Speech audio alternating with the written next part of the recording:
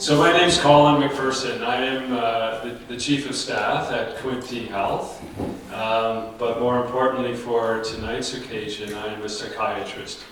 And I've been working in the area, particularly at Quinte Health, since 2011. Previous to that, I was working in Toronto. I'm really delighted to come and reflect on mental health with you. It's been a passion of mine to work with the patients that I've been working with now for years. I am endlessly inspired by them, and I owe a great deal to my patients in terms of teaching me lots of life lessons, which I hope we can share with you this evening, at least some of them.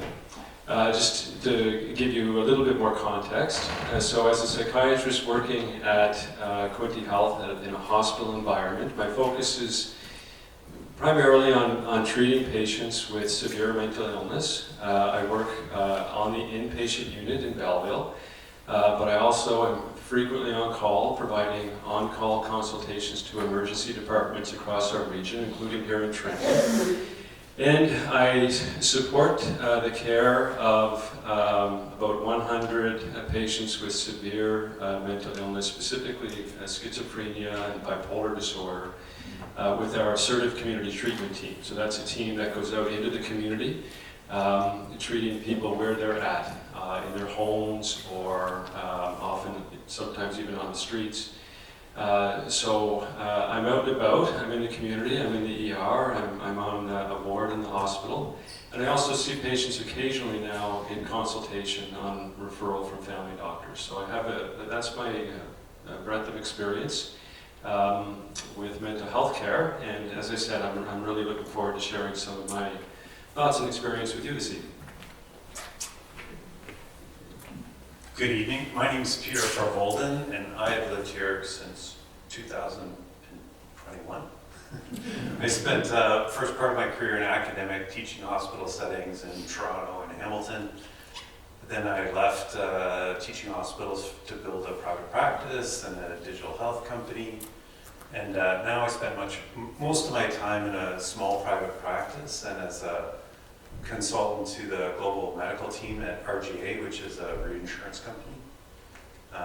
Like Colin, I learn from my patients. I feel really grateful for what I do.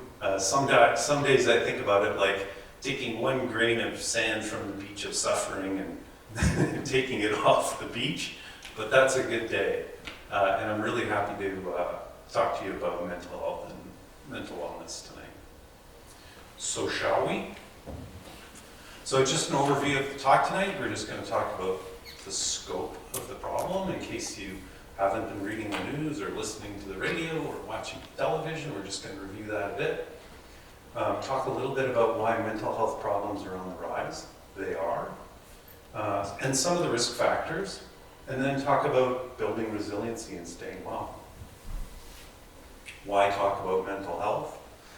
Well, because it's Let's Talk Mental Health Week. That's a pretty good reason. Another good reason is what they used to say, an ounce of prevention is worth a pound of cure.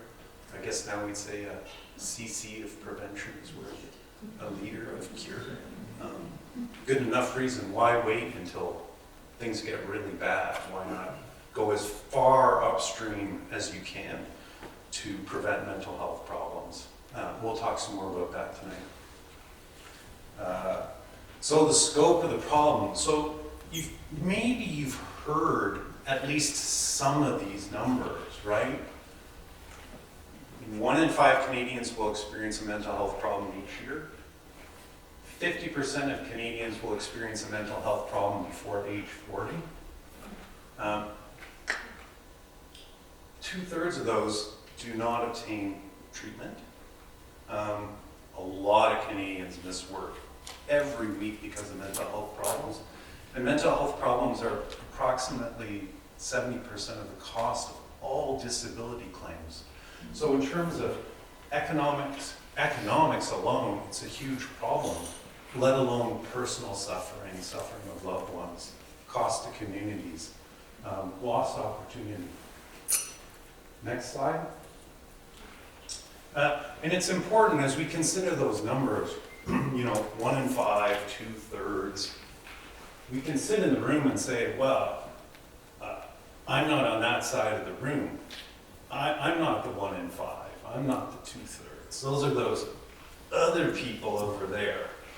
But the more you look at the literature, the more it becomes clear that the better you follow people over time, and the longer you follow people over time, the more clear it is that almost everybody at some point in their life will be right up against it. It'll either be them or a family member. And it makes sense, right? I mean, it makes sense just commonsensically. Life is difficult a lot of the time. Of course, everyone at some point in their life is going to feel overwhelmed and struggling to cope. Now, we can talk about pros and cons of it, but in Western culture, we call that an illness, right? Or a disorder, even a struggle to cope, right? So another way to think about it is we could rename textbooks on abnormal psychology. We could rename them textbooks of normal psychology, right? People struggle to cope. Life throws stuff at everybody at some point. Next. And the problem is growing. So I rounded up, because it's not quite 1 billion people. I rounded up, but about 1 billion people worldwide at present suffer from some kind of mental health problem.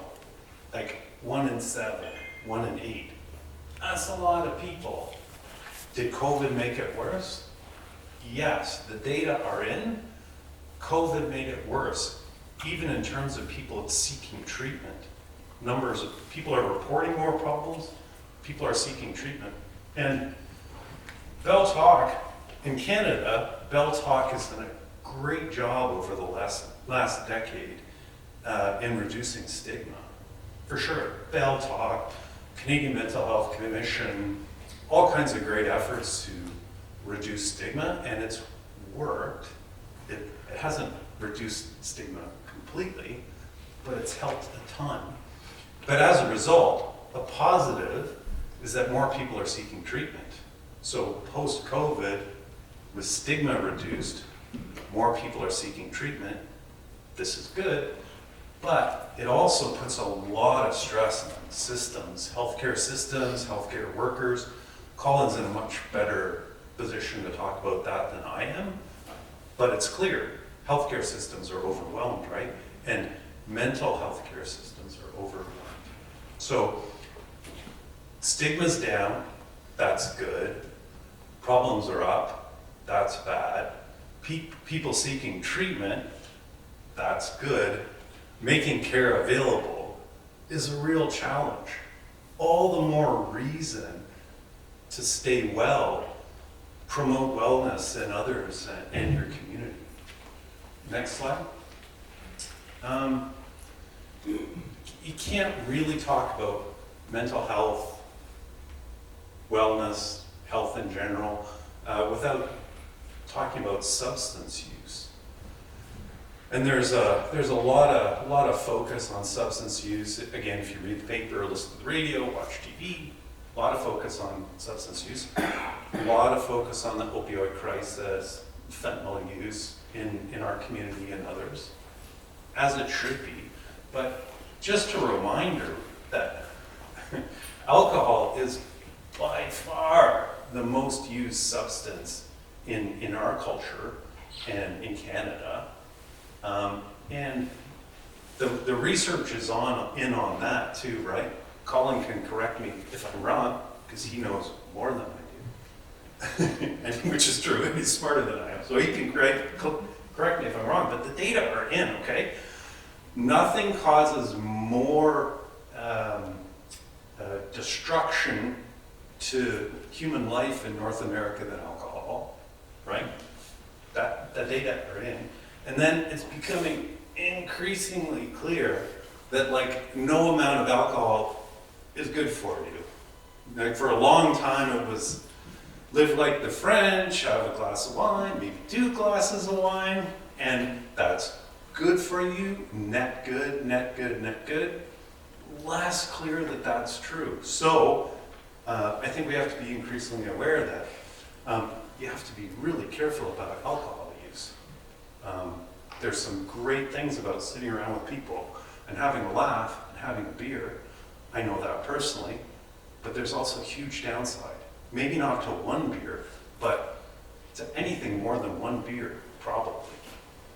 I hate the talk now. Do you want to add anything to that?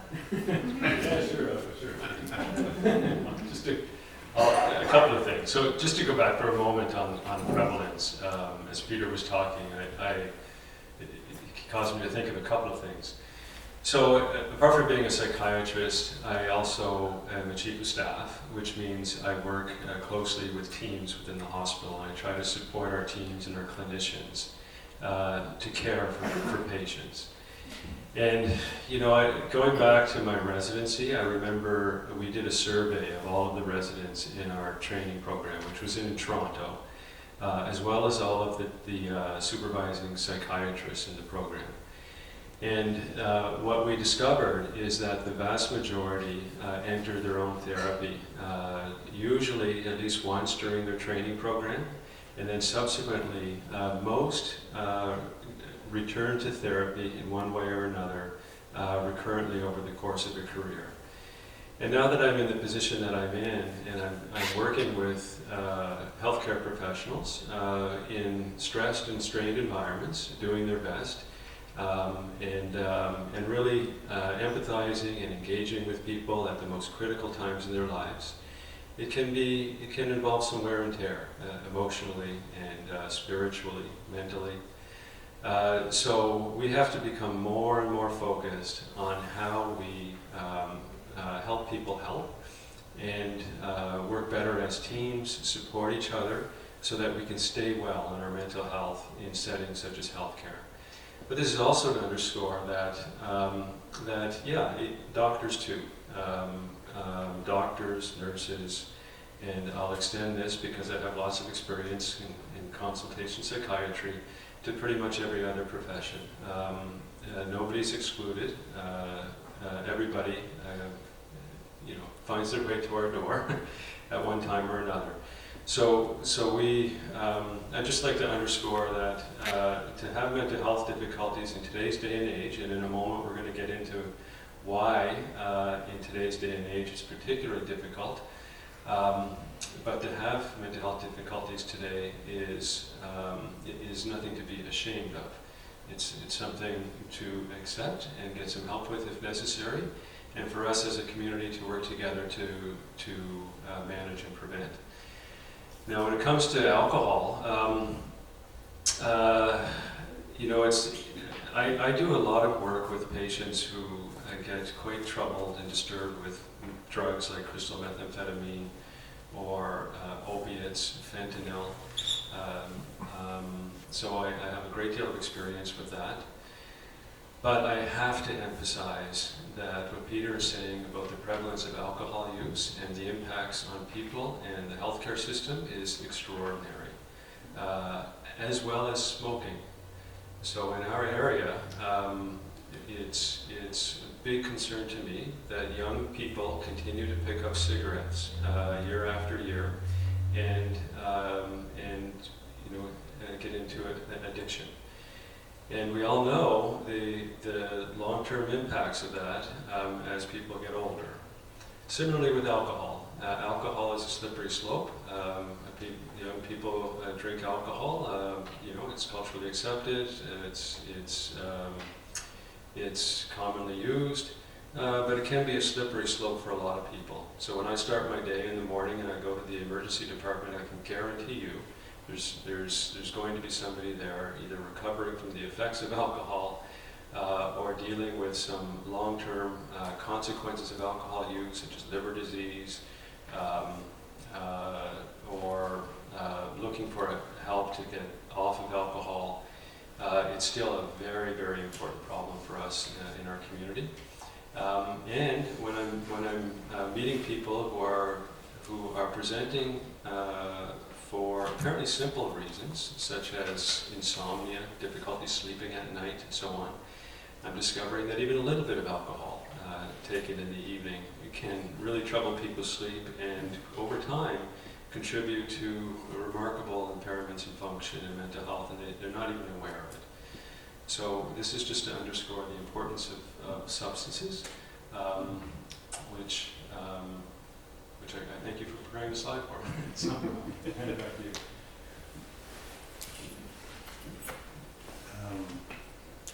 Just a little bit about stigma. I mentioned it, that it's gone down, that's great. Hasn't gone all the way down, that's not great. But seeking help is really important. Seeking professional help, peer support, friends, family, it's all important. And if there's too much stigma, people don't seek help from anybody. So we want to encourage that all the time. Okay, can I say something? Yeah, I'd just like to say something very quickly about stigma. We had on the slide there that the opposite of stigma is being inspired by people's recovery. And one of the great ironies to me, it was remarkable, is that some of the people who are most marginalized in our society that I work with day to day are the most heroic people I've met. There are people who live in shame, who should be regarded as heroes. People who endure symptoms that many of us, most of us, can't imagine. A level of distress or anguish of the mind that is extremely impairing, and yet they manage it, and so often manage it with gratitude. And it's amazing to me how many of these patients who endure what they endure are still so grateful for even the smallest things. And I am endlessly amazed and blessed to work with them, but I find it just unfair that they would have to feel the shame of mental illness. So I think it is really important to me, and certainly important to these people who are trying very hard to live their lives despite their difficulties, to inform people of that. That stigma is very painful, and in many, many people's cases, extremely unwarranted.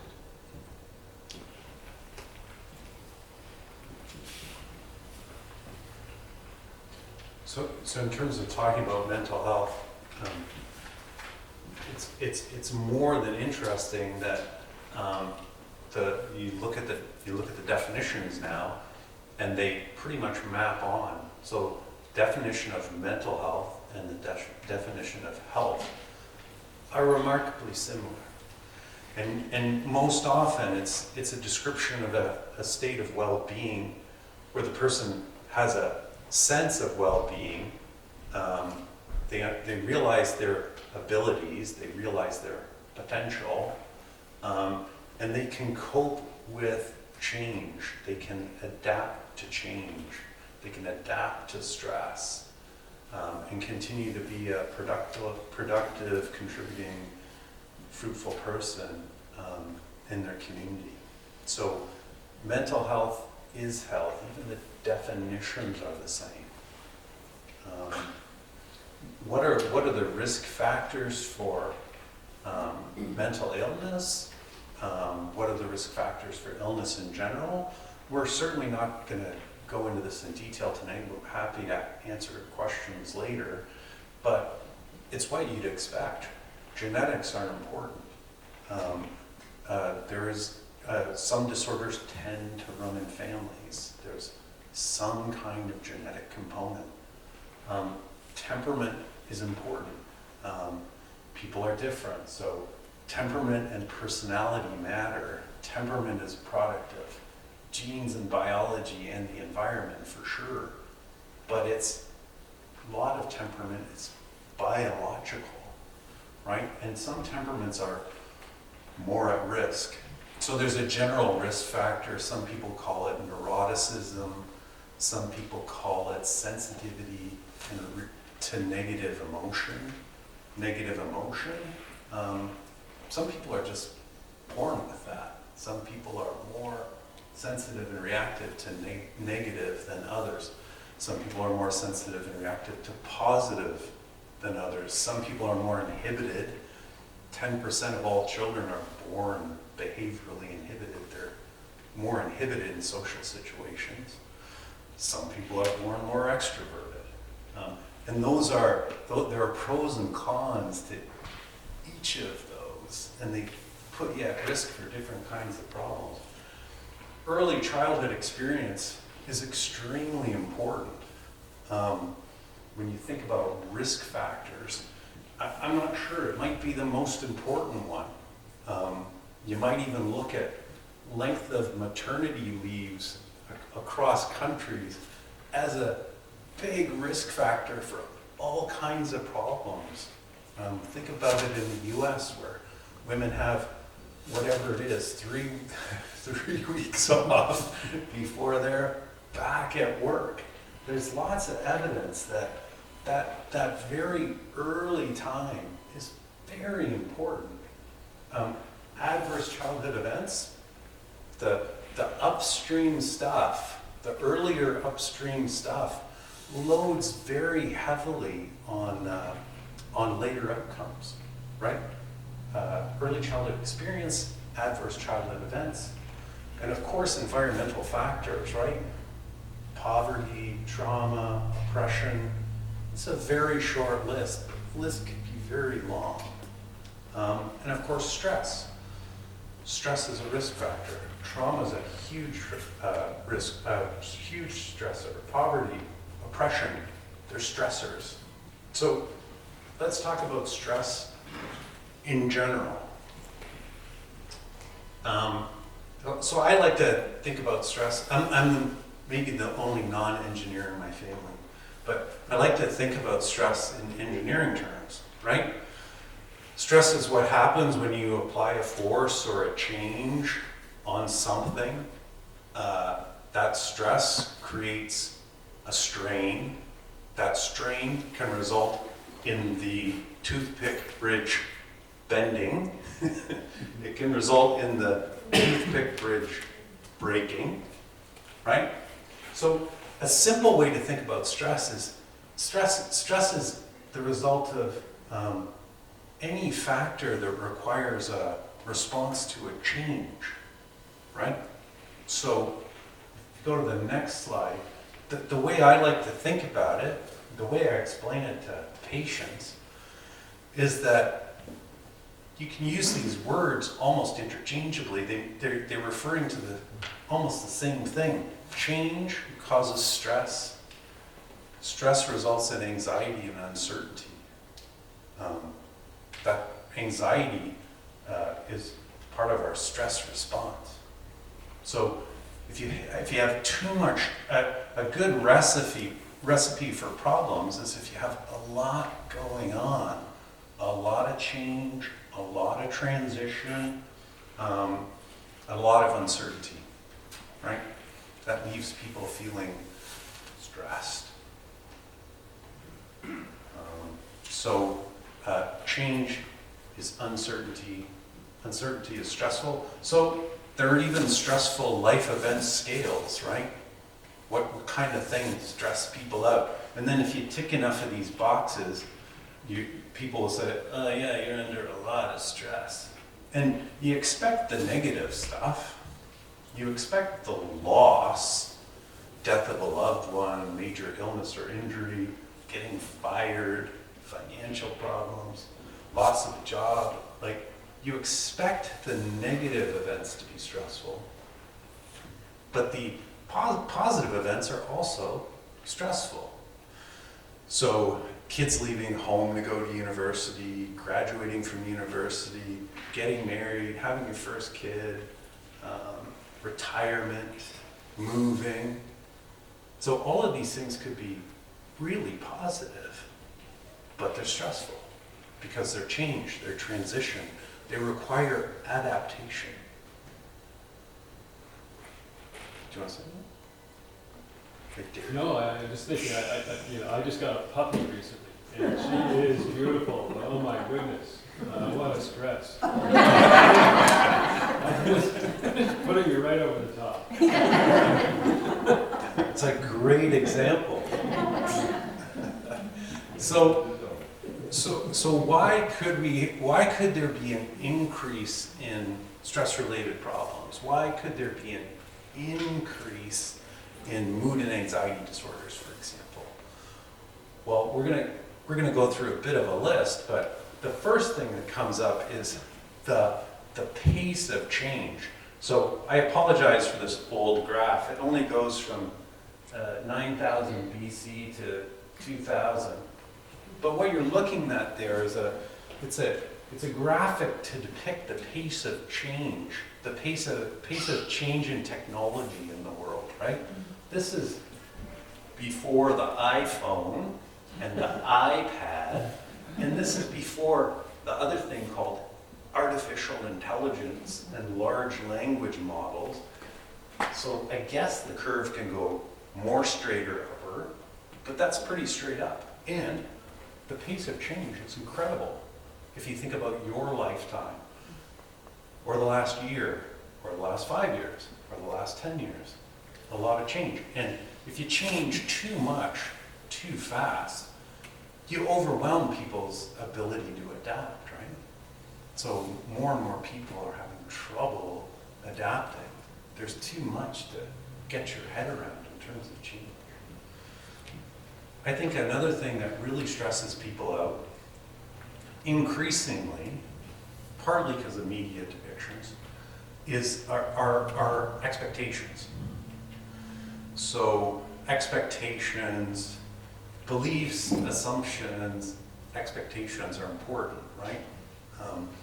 And in the modern world, the so-called modern world, modern Western world, people are subject to a lot of conflicting expectations and conflicting role expectations, right? So again, there are pros and cons to everything. I'm not saying let's go back to separate entrances for men and women. I don't think that's the way to go. But I think in our modern world, we put out a lot of conflicting expectations, right? We're supposed to be a spouse, a parent, a successful employee, a good worker. We're supposed to have a profession. We're supposed to be a good friend. We're supposed to be in shape. We're supposed to eat right. We're supposed to be part of the community. We have all these expectations that often conflict with each other, right? Should I take my kid to soccer practice? Or should I work an extra 3 hours tonight to get ahead, right? It's tough. Those expectations put stress on people. I think the other thing that puts stress on us is the belief in a myth that somehow like we can perfectly balance all these expectations and then we'll reach the good place and be happy, right? I think that's a fool's game, as they say. Yeah, you can't perfectly balance all those expectations all the time. That will stress you out, right? You have to pick and choose your lane and do the best you can at some things and muddle along. But looking for some kind of perfect balance. I think another thing that stresses people out is and again, this is just personal opinion, is what I call the myth of retirement. I got sold this from 1970 on, this idea of freedom 55, right? It was marketed that should be the goal, to be freedom 55. When I think I'm not sure about that. I think retirement's great for some people. I think it's not great for other people. And when I see people approaching that transition, I see them getting really stressed about like, what is this supposed to be? What am I supposed to do? What's the right way to be, right? Is it wrong to want to keep working? Is it wrong to want to stop working? I think the expectations there even get people tied up in knots. And then, this is not a great slide. But, my point is that the title is hard to see, so I'm going to say, today behavioral science is used to make technology addictive at all costs, right? That's it. This is not, it was hidden and now it's not so well hidden. That the technology we use on our devices is designed by very smart people to get us to use more of our data package, right? That's the prime directive, right? Keep us engaged. Go down the bottomless bowl of information, as they call it, right? Not put the phone down. It's designed that way. So the obscure joke here is, remember when Google used to say, "Don't be evil"? That is before they decided to monetize their advertising and their searches. That used to be their slogan, "Don't be evil." And June 20, not to cast any aspersions on our sponsor, but June 29th, 2007 was the launch of the iPhone. It seems like 50 years ago. It was not 50 years ago, it was like 15 years ago. And look at the graph. It doesn't matter, actually it doesn't matter which line's which. One line is hours of digital media usage from 2011 to 2020. So not even what people were doing during COVID, right? Digital media uses and mental health disorders as a percentage of the population. So it could be a coincidence that the more your face is in your device, the more risk you are at having a mental health problem. I don't think it's a coincidence. I think the data are in that the more time you spend on social media, especially social media, the worse off you are. The more anxious you are, the more depressed you are, the lower your self-esteem, and thanks to the engineers, the more angry and irritable you are, right? Like the anger gets clicks. So very smart people make sure that most of the population is PO'd about something most of the time and blaming another tribe for it. I probably said too much there. But it's all engineered because the negative affect, the anger, keeps people engaged. And then if you just back up, I think the other thing that's changed, technology has brought this, and I include television. But this slide is a slide of newspaper boys. They were newspaper boys at that time, right? Holding up headlines of the sinking of the Titanic. And then this is what I was watching on September the 11th. I was watching that live at my workplace. So technology, the Titanic sunk. Yeah, but it sunk like 3 days ago. And we don't have live images of the people jumping off the smokestack into the water. You're not exposed to that, right? You have a distance from it. Now, we can be exposed, if you take what's going on in Israel and Gaza right now, right? You could be tuned into trauma right in it 24 hours a day. I'm positing that that's not good for you, right? And that nothing in our evolution or biology has prepared us for that. And then again, even on TV, there are people whose business it is to collect and disseminate misleading, anxiety-provoking, angering news because people will watch it and advertisers will pay them for it. And I think that's a pretty new phenomenon, I think, that you could be exposed to that 24 hours a day in your living room. Next. And this is an interesting one. Self-consciousness and introspection, you'd think that's a good thing, right? thinking, reflecting, thinking about yourself, thinking about what other people think of you, how you are in the world, how others are with you, you would think that's a good thing, right? Turns out, maybe up to a certain point.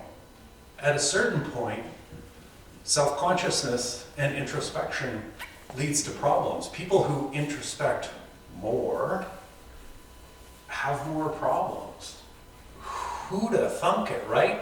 Maybe because self-consciousness and introspection at some point turns into like rumination, right? And rumination and worry are very close cousins, if not the same. If they're not the same side of the same coin or the same thing, they're very close cousins. And rumination, grinding on things, worry, grinding on things, is not good for you. Sure. Build on that one. Yeah, I find this, it just made me think of something. So it wasn't too, I'm trying to think of the movie I watched just a month or two ago. It's from the 70s. I remember I liked it a lot some time ago, and then I watched it again, and it was so slow. Has that ever happened? It's like so slow compared to today. Or I read an old book that I loved, and the sentences seem so long, and it has long paragraphs. And it occurs to me that today we think differently. We actually think differently. We communicate in tweets or emojis. I read headlines now, you know, more than I read full text articles in the newspaper. We get so much information, and it comes in so fast. And we're getting beeps all the time. We're checking our tweet. So our tolerance for a long book or a slow movie is actually much lower. So I think we actually think differently, and we're embedded in a world where we think very often and respond to the world in a very intuitive, often superficial way. Now this isn't to say rumination is good, but it is to say that we need to be purposeful at times to slow our minds down and to kind of stop, give your mind a break. And so in a few minutes, Peter's going to talk about mindfulness, and I thought I'd use this slide as a kind of a tease, a precursor. So, yeah, and lots of people write about that, how technology and social media and our use of technology, right, has basically destroyed our attention span. It's pretty well documented, just what Colin's talking about. So all the more important to pull yourself out of that. And then about rumination, for whatever reason, I read a book about Chuck Yeager, you know, the fighter pilot, test pilot. I read a biography of him, and it was striking to me. You know, it was probably written, it was ghostwritten, right? It was probably written by somebody else, not him.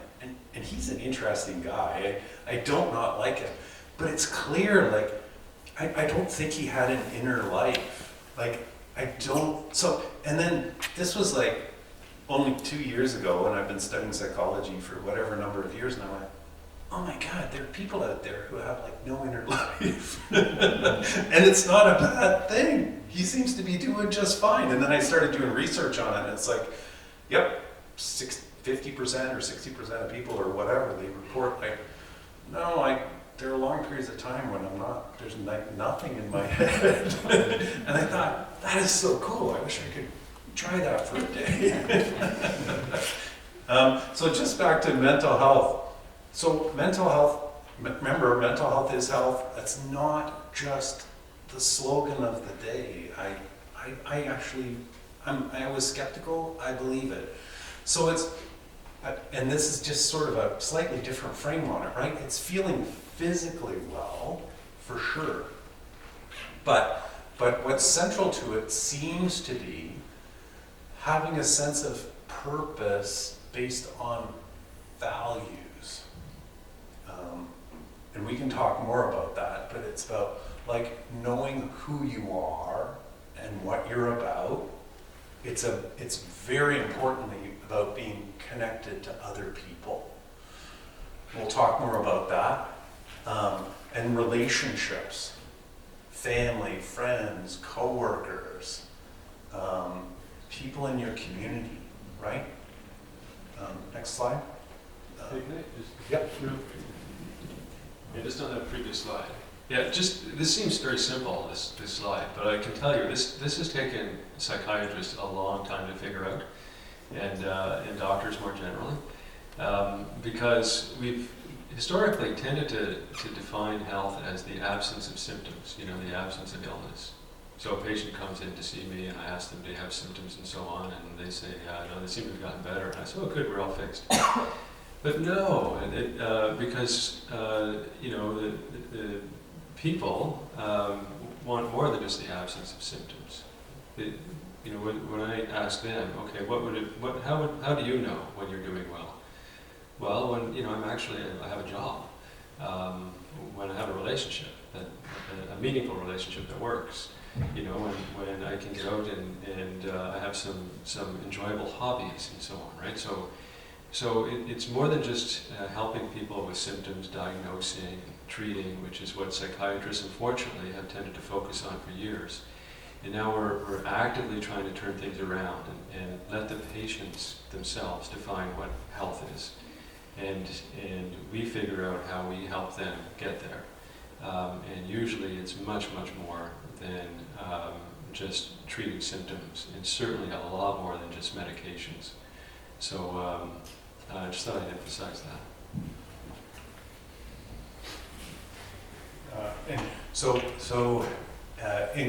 Increasingly clear that mental health is importantly dependent on things as simple, it's not all of it, but sleep, diet, exercise. Exercise is medicine. There's now a pretty extensive literature, for example, on exercise as treatment for depression. That is as good as what I do with my patients in my office. It's fascinating, right? But it's true. And it makes sense, right? Sleep's all important. It regulates it's involved in the regulation of all kinds of important processes. Diet's important, right? Simple rule. If you eat crap, you will feel like crap, right? And I use other language sometimes, but let's leave it at that for now. And then alcohol and other substances. The comorbidity, right, of mood and anxiety and substance use problems is about 50%. So 50% of people who present with a mood or anxiety problem will also have a substance use problem. And it's hard to know what's the cart and what's the horse, right? But it's rare or never that alcohol or substance use makes a mood or anxiety problem better, right? Lots of people use substances to self-medicate, makes you feel better in the short term, compounds the problem in the long term. Identity. So if you go back to the sort of core values idea, that mental health is importantly determined by having values, hopefully positive ones. I'm here to argue for the positive values. Positive values, living by them, identity, right? That's part of your identity, or an important part of your identity. The research, my read of the research, is that there are some things that you don't want to identify with overtly, right? So try not to over-identify with what you do for work or what you did for work, right? Try not to over-identify with achievement. I see this all the time. People who over-identify with who they are at work have a tough time retiring. You want to spread your identity out.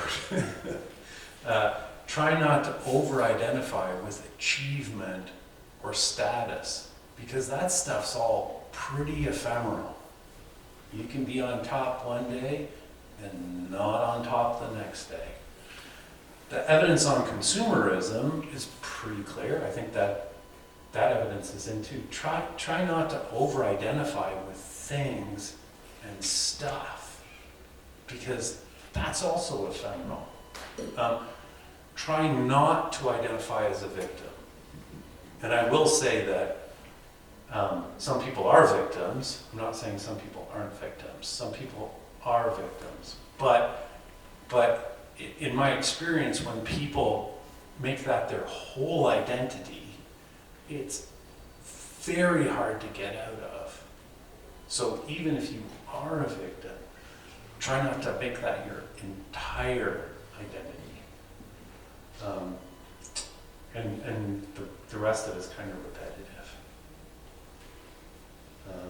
So other tips for mental health are challenge avoidance. Avoidance and procrastination are based on anxiety. So the more anxious you are, the more anxious you tend to be, probably the more you avoid, the more you procrastinate. And avoidance works in the short term, but it compounds problems in the long term as well. So a good basic rule for mental health is to recognize when you're procrastinating, recognize when you're avoiding, and try not to do it. Right? And the antidote, and this comes out of common sense, but it also comes out of a large literature that looks at risk for mental health problems. There's like an avoidant problem-solving style, which doesn't work. And then there's an approach problem-solving style that does work, right? And so what you want to do is challenge avoidance wherever you can, especially in relationships and conflict. Try and challenge avoidance and try and adopt a problem-focused style of approaching problems. The other research says that goal setting as a habit is good for you. So just the simple idea of setting goals, to-do lists and goals, imposing that structure on yourself is good for you. Maybe because it helps you challenge avoidance and procrastination. Maybe. The other way to, this is related, but the other way to challenge yourself is change a behavior. I can't speak for all of this. I can only speak for myself. I know I do things that are not good, right? And I can pick one, and I can try and do that differently. You don't have to change everything everywhere all at once. You can pick one thing and try and do something differently, right? You have the rest of your life to make incremental improvements. and we can all get better at it. We can all, again, well, maybe, okay, I'll just speak for myself. I was going to say we can all get better at relationships. I kind of believe that's true. But I know certainly I can get better at relationships. I'll never be perfect at relationships. I can always be trying to do something differently and better. Next. And this comes from long tradition in Western and other thought, for sure, right? Which is like, how you perceive things is very important. You can create or reduce stress by how you perceive something, right? It's a fundamental tenet of like Stoic philosophy. It's a fundamental tenet of cognitive behavioral therapy, a pretty popular kind of therapy that I use with my patients. But the idea is like, don't believe everything you think. Especially, don't believe everything you think when you're stressed out or angry or anxious, right? So when I'll use the brief example of this. When I'm frustrated because I can't find my power drill, and then I jump to the conclusion that my son has once again not put it away, and he's basically no good, right? I'm jumping to a conclusion based on how I'm feeling. And it's completely wrong, because as soon as I realized, oh, it's right where I put it when I didn't put it away last week, I recognized that all of that thinking was just garbage, right? I was misperceiving, jumping to conclusions, right? So I was very much believing that my son was a loser who was never going to make it in the world because he's not responsible enough to put away my tools. I was completely distorted, way offside. Happens all the time, even to me. I have to catch myself. Next. Mindfulness. So, literature's in on this. Mindfulness is good preventative medicine. Mindfulness practice, right? Mindfulness meditation. It involves a process of learning how to do it, especially in a world where our attention span's been eroded by the internet. It's hard for us to attend to things in a mindful way. You can learn how to do it. There are online apps and platforms where you can get a taste of it and learn how to do it. There are other mindful practices like yoga, Tai Chi, anything that gets your head out of the moment. These things are all extremely good for you. Maybe pets, maybe that's what pets do. They get us out of our head and into the moment. The other related, breathing's often an important part of mindfulness training, but there's even a book there's a book that came out in the last couple of years that's just called Breathe, and it's all about breathing. And it's quite clear that some kind of breath work is extremely good for resetting our autonomic nervous system. So when I was looking at the pain literature recently, and when you at least in my brain, when you boil it all down, there's all kinds of different stuff out there in terms of what you should do for breathing. If you boil it all down, it looks like if you spend 1 minute, maybe 2 minutes, breathing in for 10 seconds and then out for 10 seconds. So what's that? 20 seconds. So 3 breaths a minute for a couple of minutes. If you do it, if I do it, I actually feel different. You can temporarily reset your physiology just by breathing like that. Next. Lots of literature on this. Are some people too assertive? Yes, some people are too assertive. We call them aggressive. They put their needs before other people's needs all the time, right? That's not assertive, that's aggressive. Lots of people are the opposite. They're passive. They put other people's needs before their own all the time. That's the problem.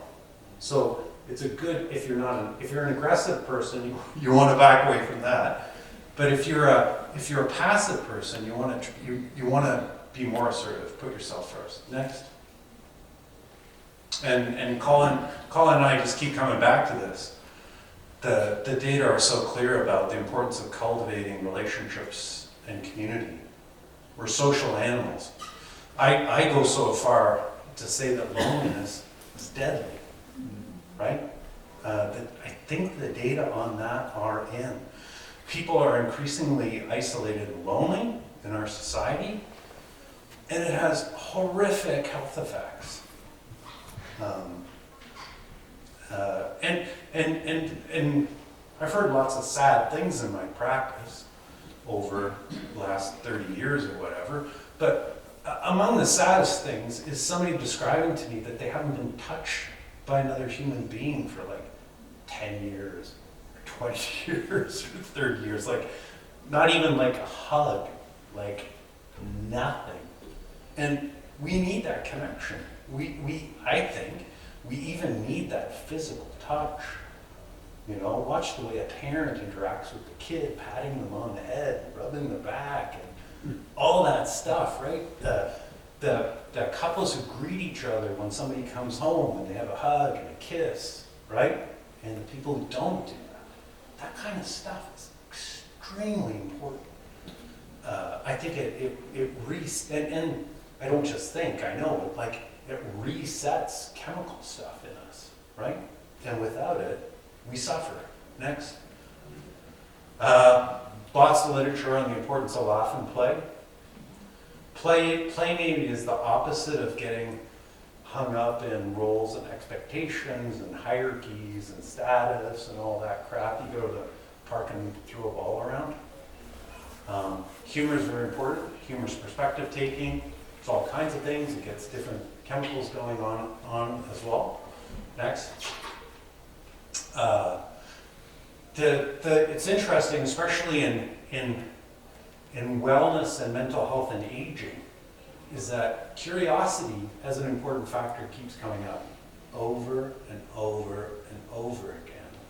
To remain curious and engaged, right? Instead of saying, been there, done that, nothing interests me anymore, and like disengage.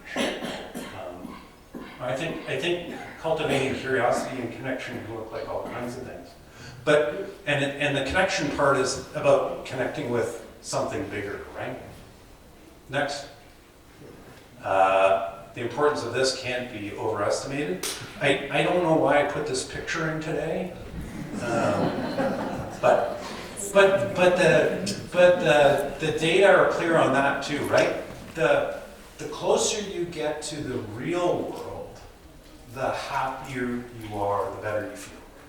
So if you're on social media, on Instagram or whatever, versus digging in your garden, it's like completely different things. So the more you're in the real world, engaged in the real world, and I think digging in your garden is like a good example of being really engaged in the real world, right? If you're cutting wood or digging in the garden. That is, so gardening, yes, gardening is moderate exercise, and moderate exercise is supposed to be good for us, and blah, blah, blah.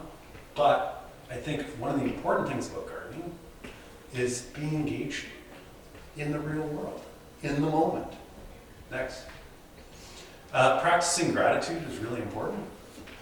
Just briefly, as I've said, there's a lot of suffering in life, there's a lot of hardship, there's pain, all that stuff is true.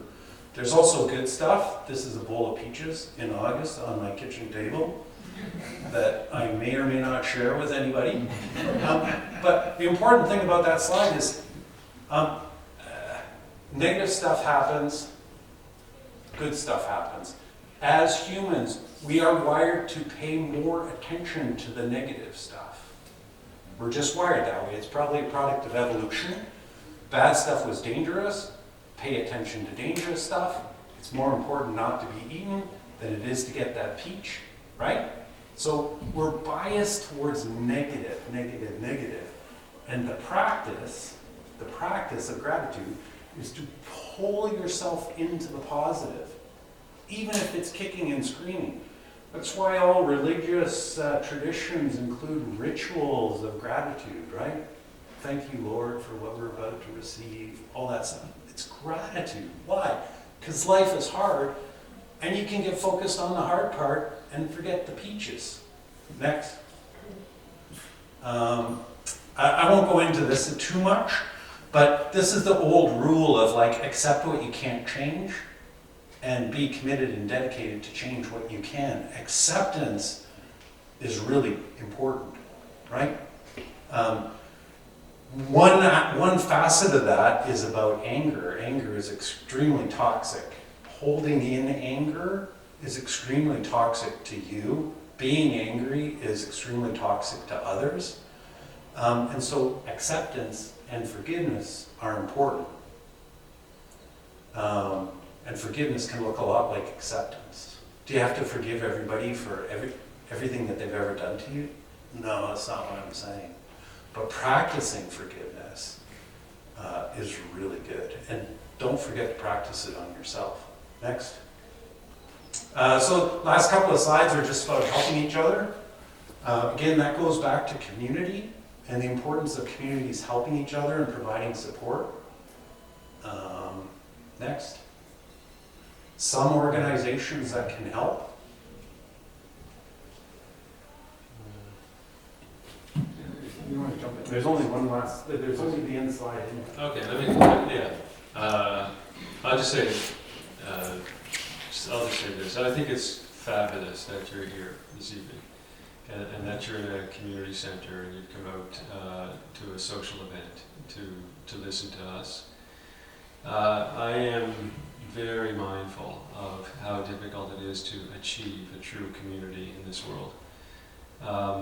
You know, this is a time when families get dispersed quite quickly.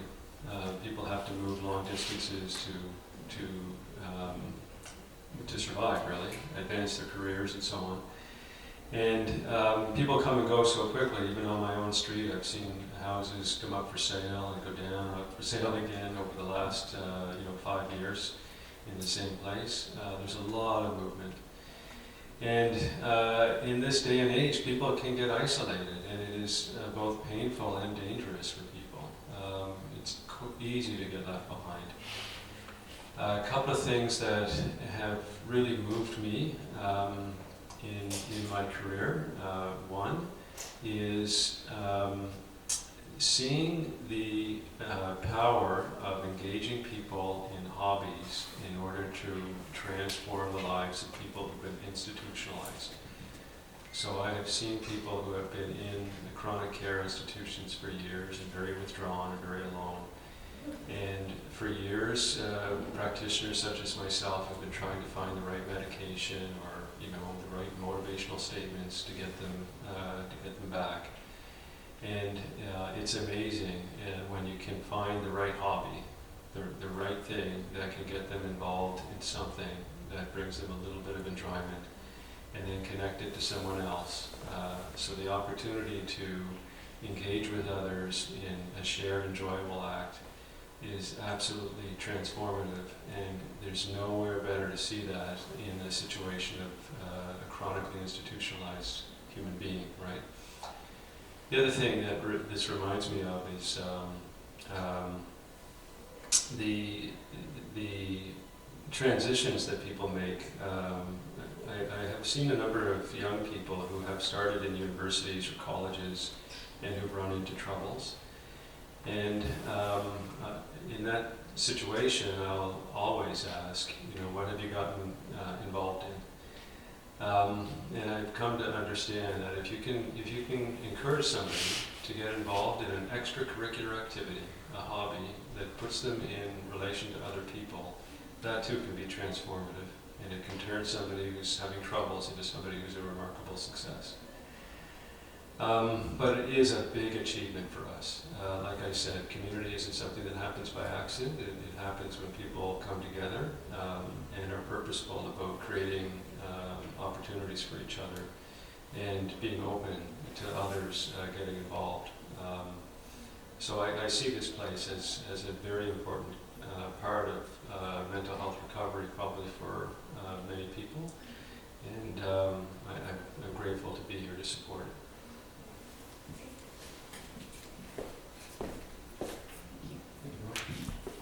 That was amazing. Thank you both for coming tonight. And we're just going to do a quick question and answer. Anyone have any questions in the audience? Not even one question? Don't be afraid. Probably taking all that information in. With all the homeless people that have mental health problems, do you think there'll ever be institutions where they can be cared for again? Or is that a government thing? No, well, sure. Well, first off, I hope there'll be homes. So one of the problems is really a lack of homes and affordable housing. It was quite an experiment with the institutionalization. You probably know that if you go back 30, 40, certainly 50 years, there were very large institutions where people were committed, usually by judges, with mental health problems. And some time ago, there was an effort to deinstitutionalize. And concurrent with that, there was an effort to put in place services that would support people in their homes. So people leave the institution, go in their homes. But they would still have teams like the one I work with, called an Assertive Community Treatment Team, which provides the services of a hospital out there where the patients are, or case management teams and so on. And what we found is that that kind of service, when people are placed in the right kind of home, can be remarkably successful, much less costly. And the people themselves, the patients, as I call them, prefer it. They prefer it. And so, and there's a lot of drawbacks to bringing a group of people like this together in large institutions. I think there are a number of patients that I've worked with who I think could make a very good argument for why homelessness would be better, right? So institutions are probably not the right way to go. My sense is that we suffer today with a lack of homes and appropriate services to support people. That includes a range of other things, such as meaningful opportunities for people to spend time productively, and so on. So the solution is not just build a big building and put them all there, right? Yeah. Any other questions?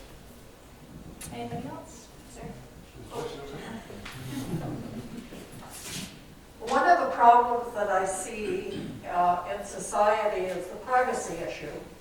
We have a law that doesn't allow anything to be talked about people. So it's very difficult for organizations to know who to help because it's private, if you follow me. So how are we supposed to try and help these people? Hobbies, I think loneliness is huge, and I think that's an area where there could be help in our community. So how do we find the people? Who's going to tell us who they are? They will. Not if they're hiding. Yeah, They don't want to talk about it. Yeah, I'm trying to remember that movie with Kevin Costner. They built a baseball diamond in a cornfield. It's called Field of Dreams, right? If you build it, they will come. I think that's that's the first part, right? If you have the opportunities out there, those of us who interact with individuals at one point or another, it gives us the tools to work with them better, right? To direct them, to encourage them to take a step, to take a chance. What we need is more opportunities. And people have to take that step, which is an important part of the recovery journey. Okay. Any other questions? Oh, one in the back. Okay, and this will probably be our last one.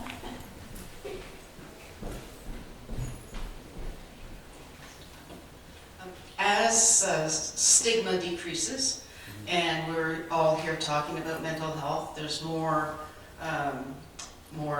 openness. How would you suggest somebody looks for support? How do you shop for the right person to help you when maybe you don't know what your issue is, but you know you need help? Sure. Well.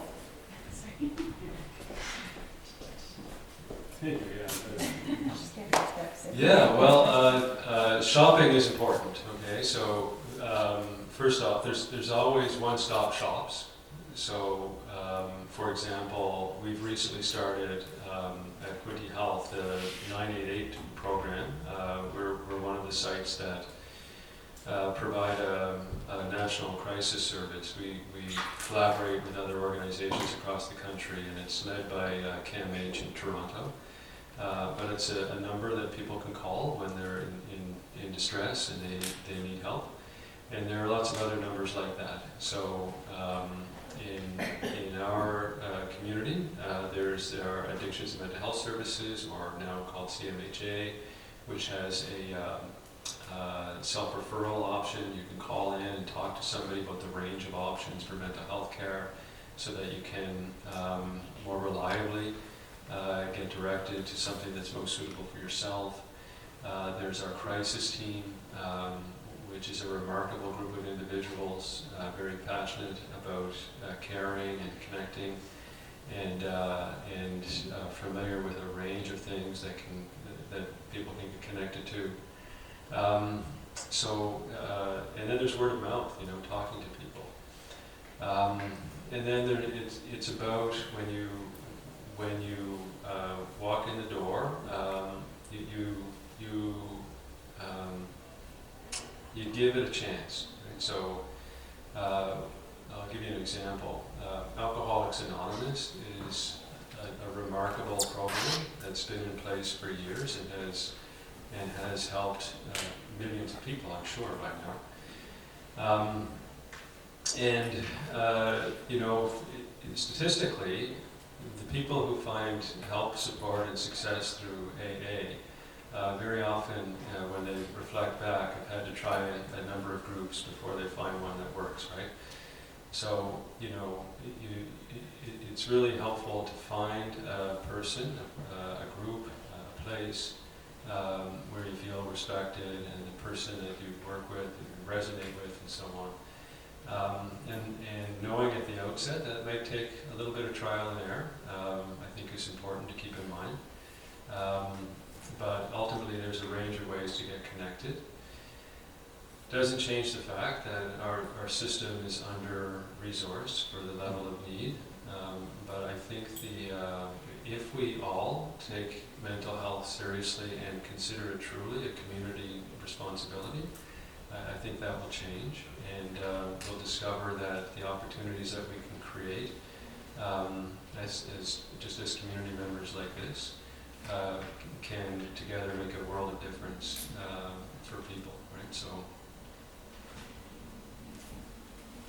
I think, does that answer the question? Great. Well, on behalf of the Trent Memorial Hospital Foundation, I just want to thank you both for coming tonight. It's such an important topic for the entire community, for all of us to be part of. So thank you so much for your insight and your experience and just your expertise. So, and thank you to all of you for coming. We wouldn't have this program without you. And thanks for Sean for doing the video tonight, and for Club 105 for having us here, and for Sharon. And next month we are going to be talking about heart and stroke with Dr. Hollett, February 20th, so mark your calendars. And thank you again for everything, and thanks to Belle, and thank you again for tonight.